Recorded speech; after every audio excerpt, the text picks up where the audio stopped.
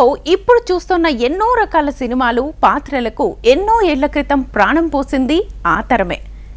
అలాంటి ప్రయోగాలతో జానపదాలు, సాంఘికాలు, పౌరాణికాల్లో ఎన్నో విలక్షణమైన పాత్రలు, పాటలు, డైలాగ్స్ ఇలా ప్రతి అంశంలో ఓ ట్రెండ్ సెట్ చేస్తూ టాలీవుడ్ లెజెండ్ అనిపించుకున్నారు ఎన్టీఆర్. తన సొంత సంస్థ ఎన్ఏటి బ్యానర్లో ఎన్టీఆర్ తీసిన తోడు దొంగలు, పిచ్చిపుల్లయ్య అంతంత మాత్రంగానే ఆడితే మూడో సినిమాగా వచ్చిన జయసింహ వసూళ్ల వర్షం కురిపించింది.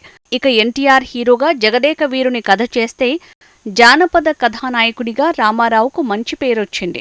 జానపద చిత్రాల్లోనూ ఎన్టీఆర్ ద్విపాత్రాభినయం చేశాడు. అగ్గిపెడుగు, మంగమ్మ శపథం మంచి విజయాలు సాధించాయి.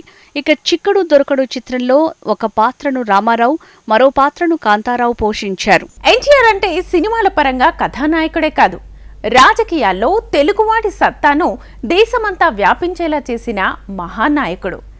అలా రాజకీయాల్లోకి అడుగుపెట్టాక కూడా సినిమాలు వదల్లేదు. అలా ప్రేక్షకుడి గుండె చప్పుడుగానే ఉండిపోయారు. ఏదైనా పాత్ర వేయాలనుకుంటే ఎవరైనా తీస్తే సరే, లేదంటే తనే స్వయంగా సినిమా తీసేస్తాడు ఎన్టీఆర్. శ్రీనాథుడిగా నటించాలని అనుకున్న వెంటనే రాజకీయాల్లో బిజీ అయినా కూడా బాపు రమణలతో ఆ చిత్రాన్ని సొంతగా తీశాడు. శ్రీనాథ కవిసార్వభౌముడిగా ఆ పాత్రలో ఒదిగిపోయాడు. చాణక్య, చంద్రగుప్త చిత్రాన్ని తీద్దామనుకున్న 10 ఏళ్లకు గాని ఎన్టీ రామారావు దాన్ని నిర్మించలేదు. మొదట్లో చాణక్యుడిగా తనే వేద్దామనుకున్నాడు.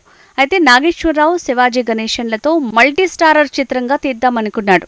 ఎన్టీఆర్ తన కెరీర్ పీక్స్ లో ఉన్నప్పుడు కూడా ప్రయోగాలు చేయటమే అలవాటు. అలా ఏ దశలోనూ సరికొత్త ప్రయోగాలు చేసే ఏ అవకాశాన్ని వదల్లేదు. అలా శ్రీ పోతులూరి వీరబ్రహ్మేంద్ర స్వామి సినిమా తీశారు. వేమన పాత్రతో సర్ప్రైజ్ ఇచ్చారు. ఇది సినిమా రంగంలో, రాజకీయ రంగంలో తెలుగు వాళ్ల కీర్తిని ప్రపంచానికి చాటి చెప్పిన విశ్వవిఖ్యాత నట సార్వభౌమ ఎన్టీఆర్ లైఫ్ జర్నీ.